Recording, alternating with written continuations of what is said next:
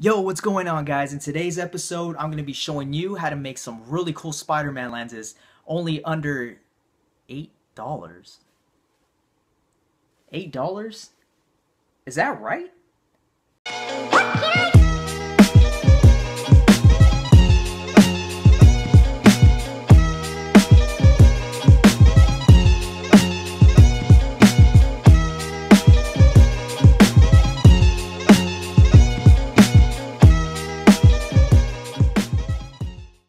Alright guys, so before that we get started and I start telling you everything that you're going to need for this project, I thought I'd show you some finished lenses that I made about maybe 2 days ago.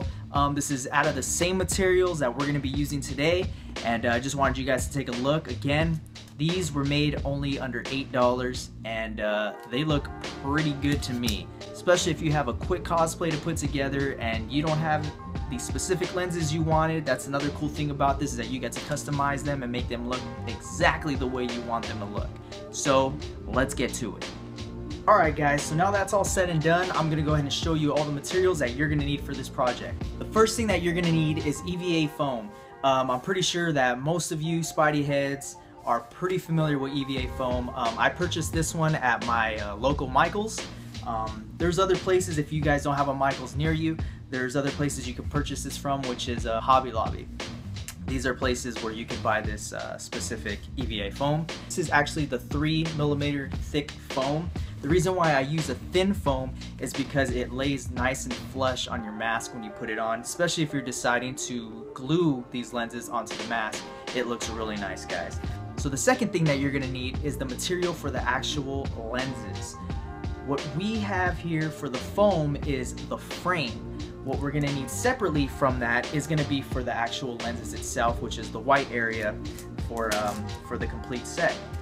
And what I purchased is this by Yarnology. I purchased this at Hobby Lobby. Again, if you guys don't have one of these locally, I'm pretty sure you could go on their website and order this. The really cool thing about this, let me show you guys, is that if you guys look really closely, you could see that there's a bunch of holes. So from a distance, it looks like a solid white sheet, but in reality it has tiny little holes, and this is the cool thing about it, is that this is going to give you fog-free lenses. And I know that's one thing that every Spidey head has ran through or came across, is the fogging of the lenses, and that thing could be your death when it comes to being at a convention. You could literally see nothing when you're having an episode of fog up lenses, and that's a situation you don't want to be in at all at any convention, in any situation. So that's a cool thing with these right here, is that it gives you fog-free lenses. It comes in, I believe, let's see, it comes in, I believe, 2 sheets per package. So what do we have so far? We have $3 of the actual lens material, and we spent about maybe $119, $120 roughly for the foam. So that is about maybe $4, $5 if you want to include tax and whatnot. That's only $5, guys, and you pretty much have the good important things that you're going to need for this. The other things that you're going to have, hopefully, you know, you have these things already at home if you've already made props, is going to be the good old trusty glue gun. The reason why I said $8 is because, you know, we tend to run out of the glue sticks every once in a while without even realizing it, because if you're like me, I have these things roaming around all over the house.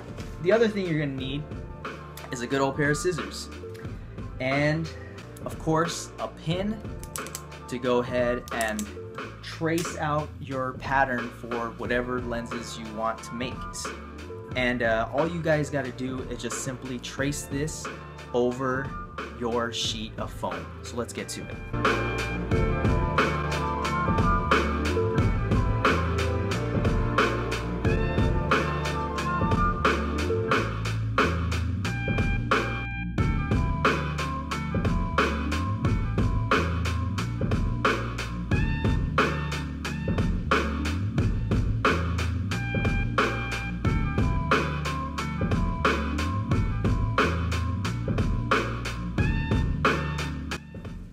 Alright guys, so now that we got our lenses traced out, cut out, and we're all ready to go, we're trying to keep this under $8, so if you can work with the scissors, just try to do as best you can.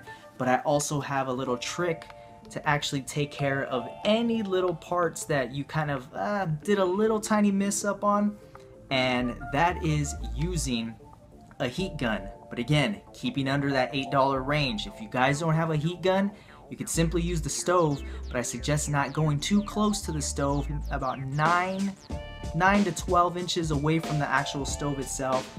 Light it up to about a low heat and just gradually just start waving your lenses over it. And I'm pretty sure this is something that you guys are gonna want me to show you in this video, so yeah, let's go to the kitchen. Alright guys, we're in the kitchen. Don't mind any noise that's in the background. It's either gonna be my dogs or it's gonna be contractors in the backyard. They're working on our backyard right now. So okay, we're gonna go ahead and put this on a low heat. There we go, let's go to low right there. We are going to get our lenses that we just cut out, and you just want to go ahead and brush it over the heat. Make sure you have a constant motion, because if you keep it in one spot, it will get burned. You guys can see here, I've already went ahead and finished it just for the sake of this video, and you guys can see there's like more of a sheen to the lenses now, which we wanted, and it also again covers up any loose ends from the cuts or the sharp cuts that you made before. It'll go ahead and smooth those out. So there you go guys.